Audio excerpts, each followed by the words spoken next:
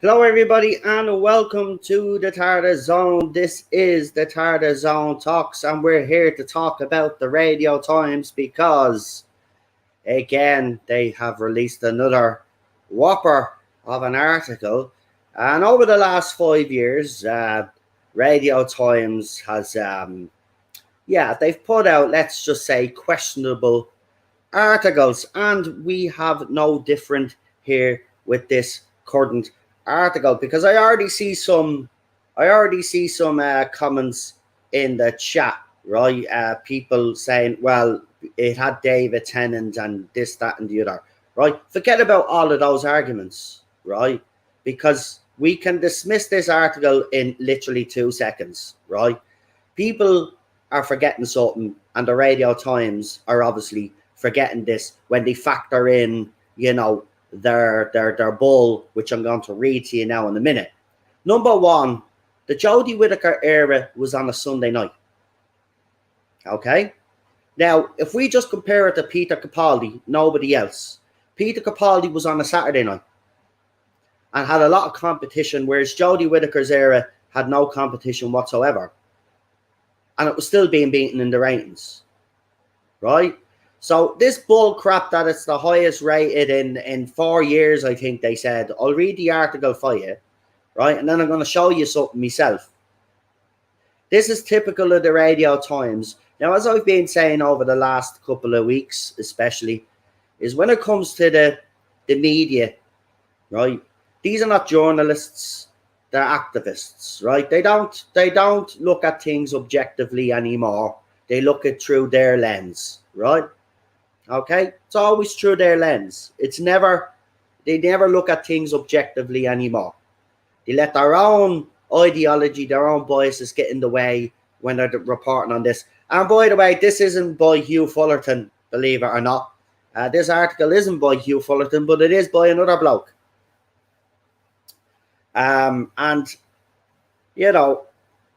it's the usual crap that they've been spinning ever since. Now, listen, I can understand that to a certain extent. They just signed this big deal, right? So they want things to look cozy for the shareholders, fair enough. But don't be lying, right? The bottom line is that this era was absolutely a disaster commercially. It's the fact of the matter. Now, the link to the article is in the link description. Now, I'm not going to read out this whole article, right? But I'll read what the headline is, and then we'll read a little bit, because then obviously they'll go into other crap as well. But Doctor Who, the power of the Doctor ratings revealed. Jodie Whittaker and Chris Chibnall went out on a high note. So before we go any further, let us look at that high note that they're talking about. So this is the high note that they're actually talking about, right? So here we go. This is it, isn't it? Let's make sure. Yeah. So this is the high note. Hopefully it comes up on screen. It's a bit on the slow side there. There we go. Right, so that's the high note, right? So 7-day figure for the power of the Daleks has jumped from, or power of the Doctor has jumped from its initial rating, which was 3 point something, we forget, 3.7 or whatever. So in the 7-day consolidated ratings for the episode, it's now jumped up to 5,295,000 views. Okay, right? So that's okay, right? But taking the factor that this is a regeneration episode, and it's not so good. So because I want to compare it to the Peter Capaldi era, right? Because Peter Capaldi's era has been the one that's been targeted by the newspapers and the fans out there that's saying that Doctor Who wasn't a success as successful, right? So take that in mind. That's the 7-day consolidated figure for a regeneration episode. And then we take a look at Peter Capaldi's. Peter Capaldi's had a 7-day official rating of 7.92 million viewers. Now remember, this was a Saturday night, right? Jodie's is a Sunday night with no competition, right? So that is pathetic. Absolutely dire, right? This is Saturday night. Peter Capaldi is going up against some of the best shows that are on a Saturday night. And by the way, that 7-day consolidated figure, right, is an additional 600,000 people watched. So 7.6 million people actually tuned in that night. They only added 600,000 in the consolidated. Right? But look what it was up against, actually. Look what it was up against, because we already know what the Whittaker era was up against. But look what it was up against. Call the Midwife. No, these are the shows that were on as well. Call the Midwife. Mrs. Brown's Boys. The Queen's Christmas Message. Right? BBC One and ITV, they had the highest rated shows on ITV, which was Coronation Street with 6.99 million. So look what it was up against. Right? And compared to 2015 here, it says that it had 6,160,000 compared to 5,640,000. Sorry. So this spin by the Radio Times is just typical, right? One was on a Saturday night, primetime TV. The other was on a Sunday night, a dead bloody day for TV. A dead bloody day for TV. So when the Radio Times talk all of this, that it's the highest rated in 4 years and all of that, they're not making the comparison to Saturday. They're leaving out the fact that one was on a Saturday night, one was on a Sunday night. And if you look at Peter Capaldi's era, if you're considering the competition that he had, he performed very well. He performed very well. Don't be making up excuses for the bad writing, the bad direction of this era. The simple fact of the matter is, it failed. Right, let's see what else this journalist has to say anyway. And the article is by David Craig, and he published it on the 1st of November 2022 at 10:58 p.m. The viewing figures are in for Jodie Whittaker's Doctor Who swan song, The Power of the Doctor, which has delivered the sci-fi drama its highest chart position in 4 years. Well, that's not hard considering, as I said, you take in the other factors, but you don't take in the other factors. Audience measurement organization Barb have revealed that the show's 7-day consolidated viewership, including those who watched the episode live and those who caught it up later in the week, stands at 5.3 million. So how can you say anyway in the article and lie to your readers when I've already shown that Peter Capaldi 7-day figures are nearly 8 million? And you're not taking in the other things that I said into the other factors into account. One's on Saturday night, one's on Sunday night. One has competition, one has hardly any competition. So should be performing very well if you look at it logically. But logic has gone out the window when we talk about the previous era. So that places it the 5th most viewed program of the week, commencing Monday, the 17th of October, beaten by Strictly Come Dancing's live show with 9.9 million people that tuned in to watch Strictly. I don't even watch Strictly. And its results program, which got 8.6 million. Right? Now, remember, you would have some of the bleed over from that show going into Doctor Who on a Sunday, and then they switch off. Remember, you don't even have to watch the full thing for it to count as a rating either. So these ratings on all shows anyway, they're not really the true rating, because, you know, they factor in the first 5 or 10, 15, whatever it is, and that's included as a view. So we never really get. I mean, it was beaten by the Great British Bake Off as well. And Doc Martin beat it with 5.6 million. 7.8 million people tuned in for the Great British Bake Off. Right? So the special ended on a draw-dropping note. As the 13th Doctor regenerated, only to find her 14th form to be identical to her 10th. A moment betrayed by the returning David Tennant. And that is another factor of why we're even talking about 5 point whatever it is consolidated. It's because David Tennant returned. Because there was classic Doctors in that. And classic companions. You take all of those factors out, this episode's not even reaching 2.5 million people watching. So then they talk about our debut episode again, which they always have to bang on about that first episode, The Woman Who Fell to Earth, with its 10.9 million. Nobody cares. Look at the drop off after that.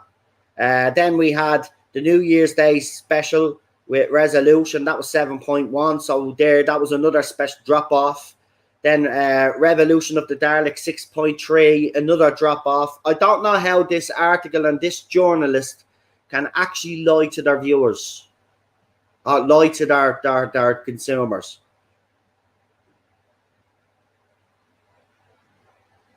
Then they talk about the Disney deal, which we've already went into, and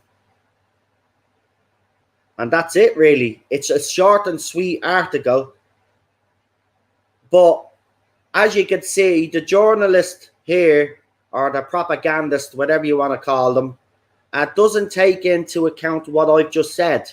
One's on the Saturday night, one's on the Sunday night, but I've literally shown you that Peter Capaldi smashed Jodie Whittaker's ratings. But yet you're saying it's a 4-year high. No, it wasn't a 4-year high. No matter how you spin this era of Doctor Who failed. And I know Radio Times and other media outlets probably have been asked, try jazz it up a bit. We don't want to scare the shareholders. We just signed this big multi-million-pound deal. We don't want it to go through, so we got to put a positive light on it. But the simple fact of the matter is, there is no way of spinning this to make this look good. This era failed because Chris Chibnall failed. He failed on every single level, and the BBC compounded that failure by standing by it. And the media then, their media arms coming out then and attacking fans who didn't like it or criticised it, right? They don't take any of the factors into account. So, again, it's a load of bull from the Radio Times, but what do we expect from the Radio Times, right? They've done nothing but spin this era. They've allowed activists to write articles for them, right? Fans who have a certain ideology, right, to go and write their articles for them as well, pretending to be journalists and spewing crap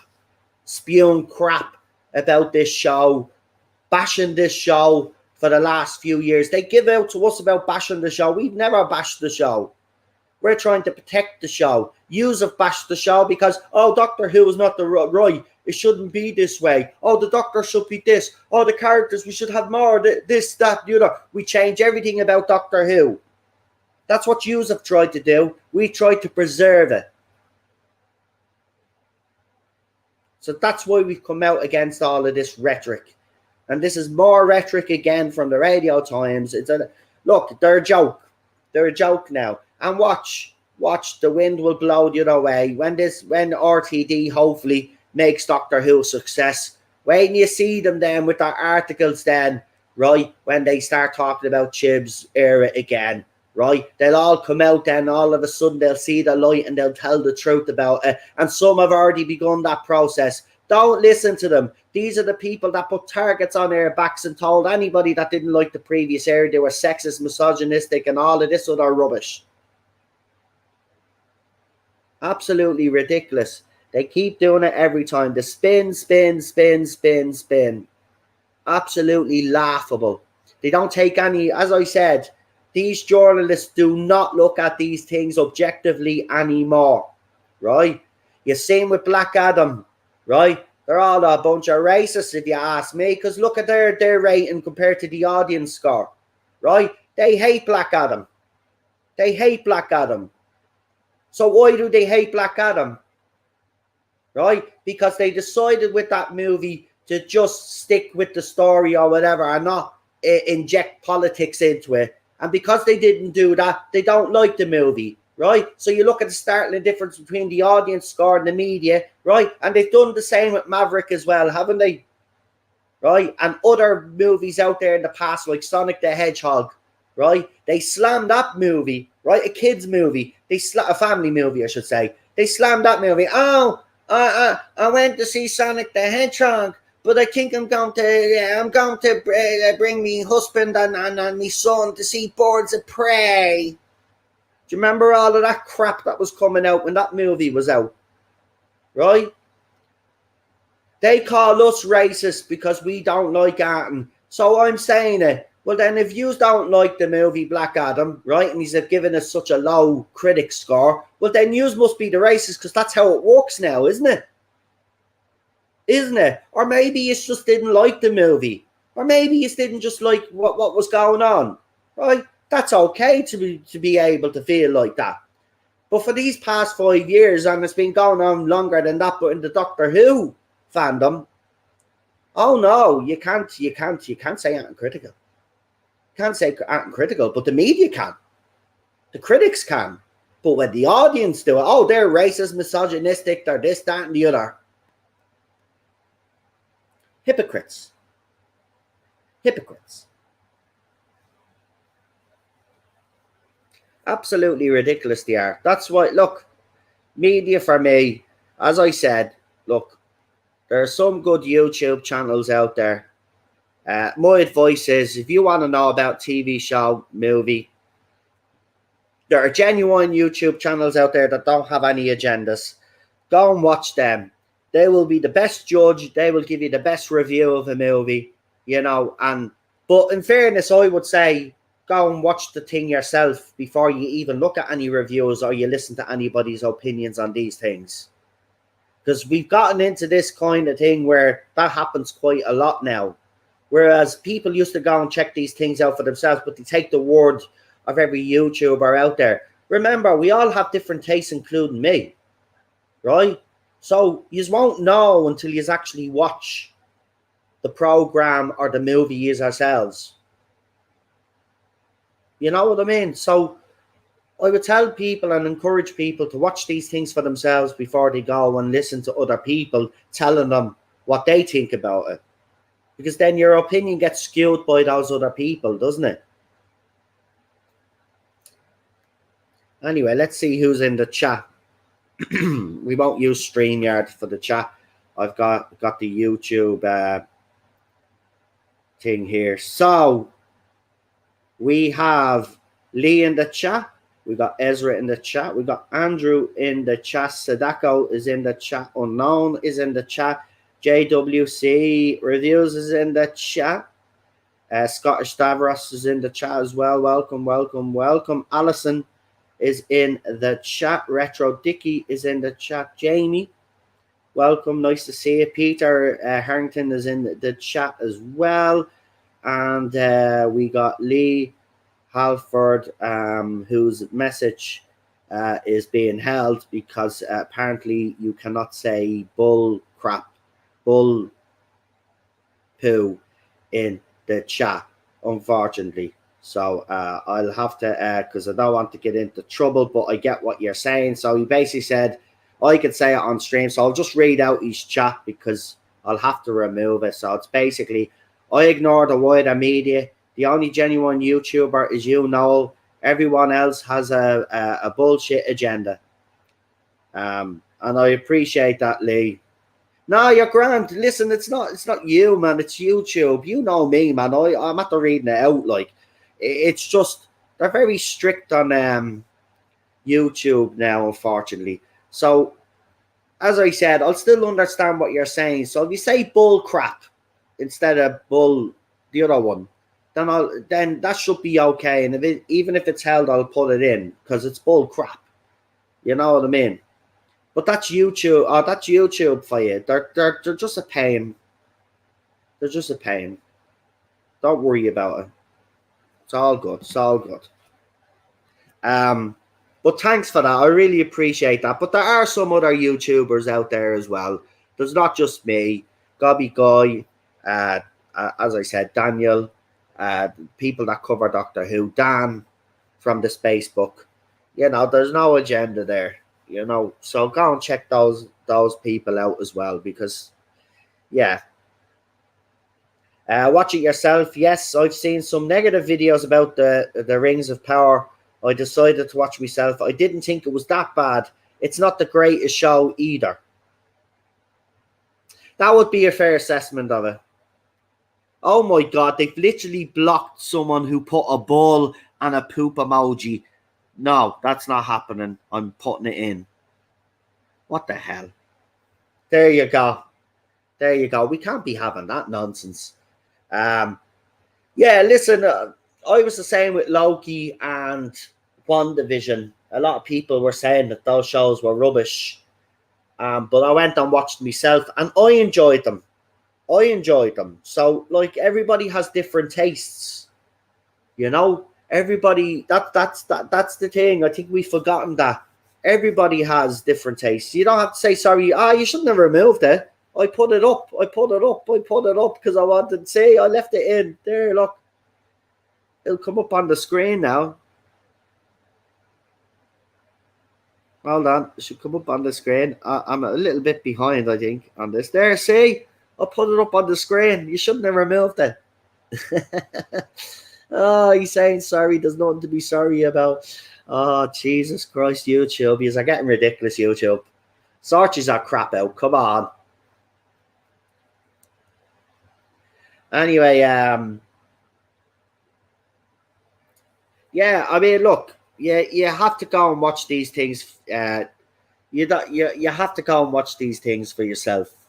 I think we have getting, especially the last couple of years, we seem to be too reliant on YouTubers' opinions rather than go, and that includes myself. Like I've always said during my reviews, even though I'm giving this review, go and check it out for yourself.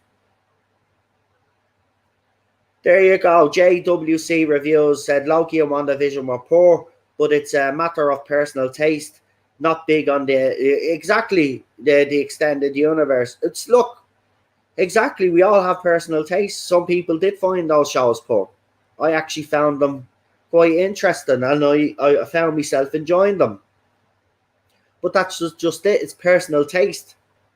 But I think people are afraid to kind of say that they like stuff now because the wind blows one way. Never be afraid to tell people what you like.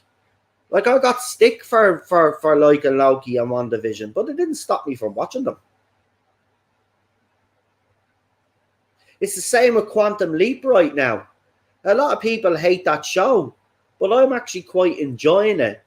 Yet there are things that I'd like to see happen in the show and stuff like that, but I've enjoyed it so far.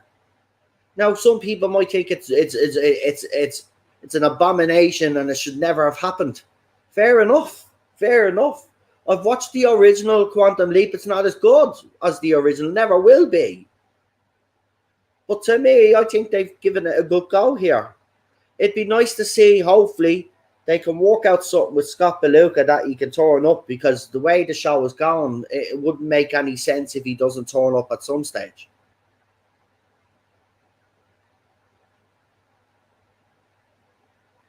We got the 99 Doctor in the chat and Leland also in the chat. But again, comes down to a matter of taste. But that's not a bad thing. But unfortunately, it's become a good one.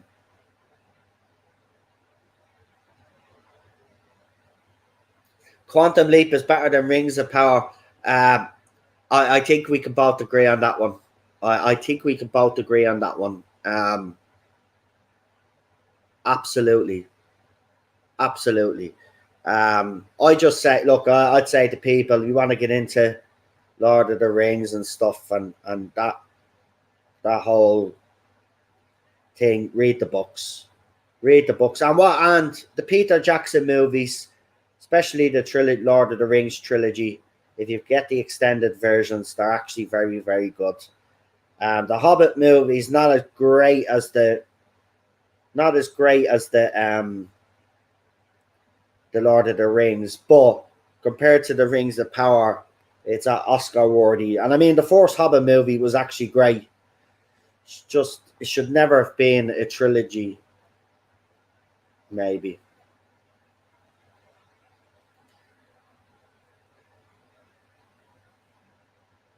They do. I mean, look, that's true. They were always going to have big boots to fill. But fans are attached to things. See, this is the thing, Stu. This is why I don't think studios should start remaking. I don't normally agree. They have had success. Like Hawaii Five-0 is probably the perfect example that the classic is a classic, and then you can get the new version and it's very good. I loved the new version of Hawaii Five-0. I loved it. I loved the cast as well. So it can work. But you're seeing it a lot lately now. It seems to be another trend in Hollywood. They just want to remake classic TV shows and movies. Like, leave it out. We've had enough now. Take a break for a few years. Like,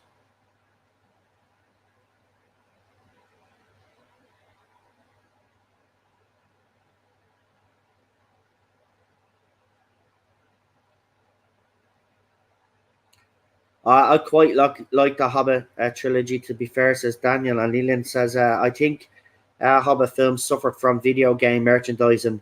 Too many silly scenes clearly intended to reappear in the computer game. Yeah, that can happen. I mean, we've seen it with we've seen McDonald's kind of ruin the Batman franchise back in the day because they thought like Tim Burton was too dark and they couldn't sell they couldn't sell their toys and all of this. So McDonald's screwed that franchise up.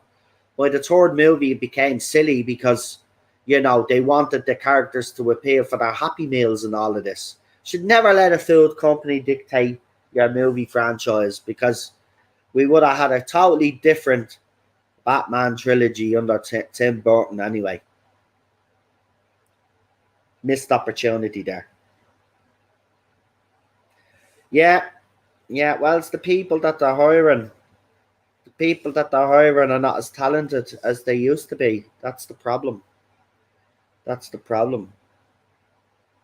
But yeah, we just hope that's out there amongst all the rubbish that there are some gems to be found. And in fairness, there's so many streaming services now and streaming platforms, I should say, that, you know, they do offer a wide range of shows, and you can find some that appeal to you that are very, very good. But the problem is with most of these streaming platforms, I've noticed, when they do have an actual hit show in their hands, they'll give up on it. They're worse than bleeding, what was it, Fox? They're worse than Fox, man. Right? Fox get a hit show and then they cancel it. Right. Same thing here. Streaming platforms, you got to back your successful shows. Stop with all the other nonsense, right? And back the shows that are actually working for you. You want to make money, that's how you make money. You can still make the other content that you want, right? But don't be cancelling your successful shows because you want to overcompensate, because, you know, the public perception is that all of this stuff that's going on in society today. You can still reflect the whole of society. But don't cancel your successful shows. That's the problem. And then when they do shows that pander to a certain lot, they'll give them a season Or they'll give them 6 episodes or so, and then they say, "Oh, we're cancelling it now.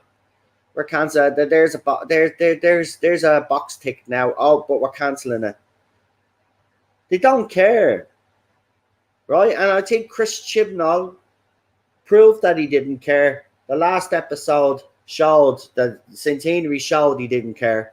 All of the plot threads that he created, including this nonsense with Tasman, was never resolved. None of it. None of it. He had absolutely no respect for the show. And we're seeing the same as well with the Witcher stuff. I've seen some stuff about that actually kind of, you know, the blatant, there's a apparently that the people that are writing The Witcher were openly mocking the canon and the lore. Now, if that's true, well, then why the hell are you getting these people? And this is another problem. You're bringing all these people in that do not have care for any of these IPs, characters, or whatever. And then you wonder why they fail and the audience don't get behind them. And then you attack the audience for not liking mediocre entertainment. We tune in for high quality entertainment. You're supposed to be the experts of delivering high quality entertainment. Now, we know that there always are hit and misses, but there are a lot of misses more than there are hits nowadays, and that's the problem. You're hiring people that just do not care about the stuff that they're writing. They don't respect the IPs.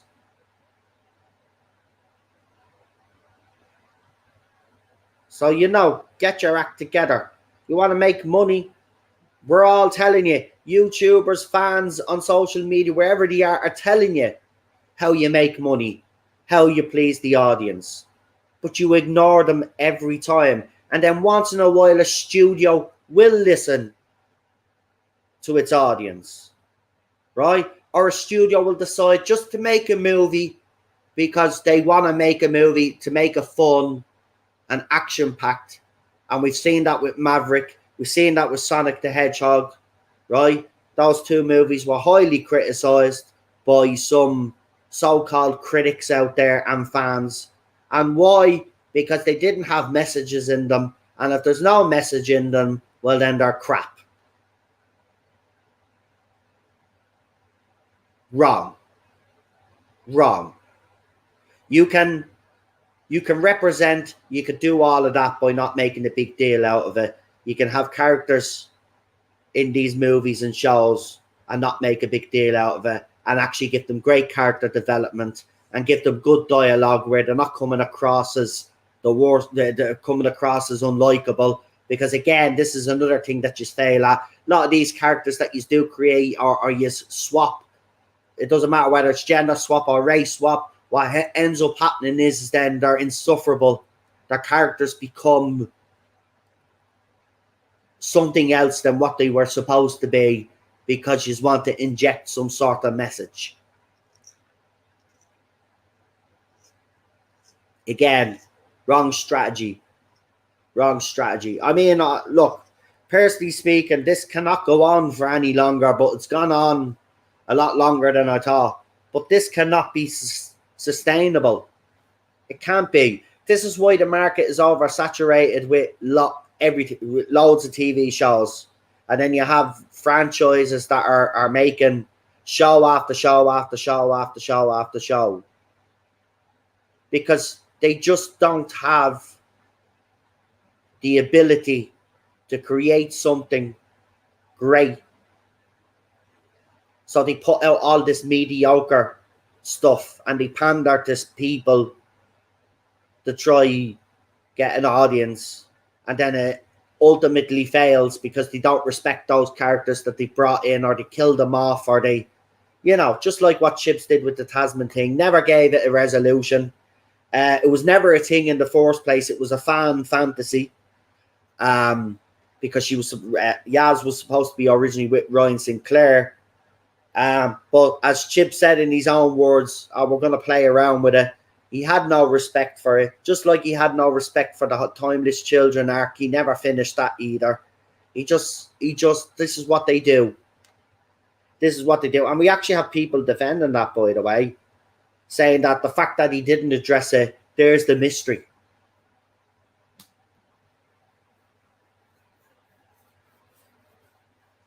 Ridiculous. Ridiculous. Sick of this spin, but it'll continue. It'll continue as long as this keeps going, unfortunately. And as I said, I think fans need to be, even if they start praising RTD and all of this, they're hypocrites. They're hypocrites. Because during the Chibnall era, they were also criticising RTD's era and Moffat's era, problematic episodes within that era. Remember that.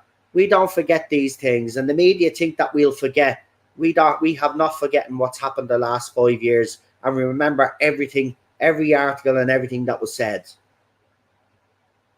Right? So they were slating those two as well. Moffat was accused of being sexist. RTD, apparently, they're going after RTD now on Twitter because of, because they're dragging it all up again, the John Barrowman stuff, and they're talking about Noel Clarke again. They're talking about RTD. How could he? How did he not know that all of this was happening, and all of this, all because they believe that David Tennant overshadowed Jodie Whittaker. And I'll say it again: Jodie Whittaker wasn't overshadowed by David Tennant. Well, she was, but she was also overshadowed by Sacha Dhawan, every guest star that ever starred in Doctor Who, the classic companions, and the classic doctors. So even before we got to David Tennant, she was already overshadowed, right? But you are taking out on him and RTD because you don't like the decision that RTD has made to bring David Tennant back. So rather than face the reality of the situation, you are now trying to cancel RTD, pathetically trying to cancel RTD. You aren't going to be able to cancel RTD or David Tennant because the decisions have already been made. It's already been filmed, right? And we will see it on our screens, okay? It's coming, either way. So, and he's not going anywhere for Shooty's era either. They've signed this big deal. The big deal, RTD is there. Disney have even backed RTD, right? Their partners, they said that they're fully behind their partners. So, it doesn't matter. You can try your toys out of the pram all you want, right? You can try cancel RTD and David Tennant because you believe they're responsible for this era failing. It's Chris Chibnall's fault. But even then, it's too late. Even then, it's too late. And we've seen some fans throw up death threats towards David Tennant. I've already shown them screenshots because, and it's funny, the other side that were calling all of us out for being negative about Jodie Whittaker's doctor and stuff have stayed silent on the threats aimed towards David Tennant and the nasty stuff that they're saying to RTD. They stayed absolutely silent on the whole thing.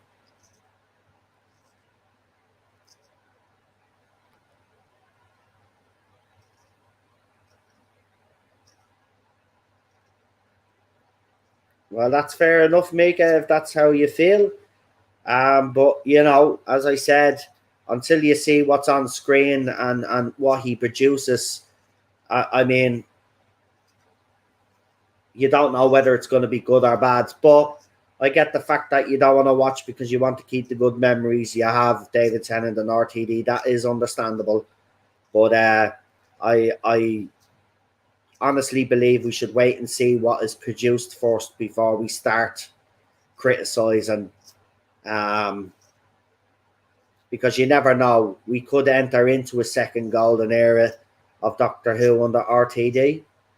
Of course, it could go the other way, and I won't dismiss that, of course. But just wait and see what happens is what I'd say to people. And if it's not what Doctor Who or fans think that Doctor Who is, well, then people will walk away and move on. So we'll see. We'll see what happens.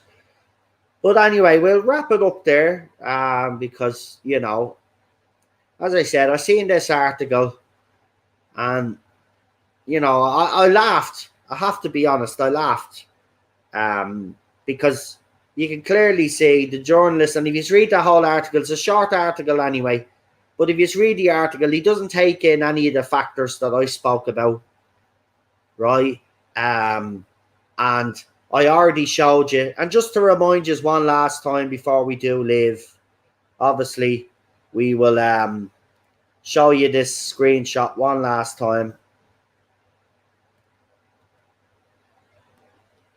Hold on. We'll go up there now. Hold on.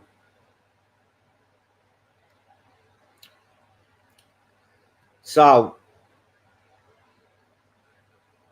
the article is claiming that in 4 years it's the highest rated blah, blah, blah, blah, blah, spin. Now look at this before we go. So, this was 7-day consolidated for Jodie Whittaker's era. Now, of course, I could have showed you what shows it was up against, but you already know strictly results, strictly, not strictly, over on ITV, whatever is on ITV, I think, which was Doc Martin, I think, or whatever it was. But there you go, 7-day, 5,295,000, right? They say it's the highest rated in 4 years. 4 years, which makes it actually her era anyway. But even with that said, might be the highest rated in 4 years in her era, but you get this then, Peter Capaldi, the era that was slated, and he gets 7.92 million. Listen, again, the journalists used Jodie Whittaker's own era to justify this nonsense.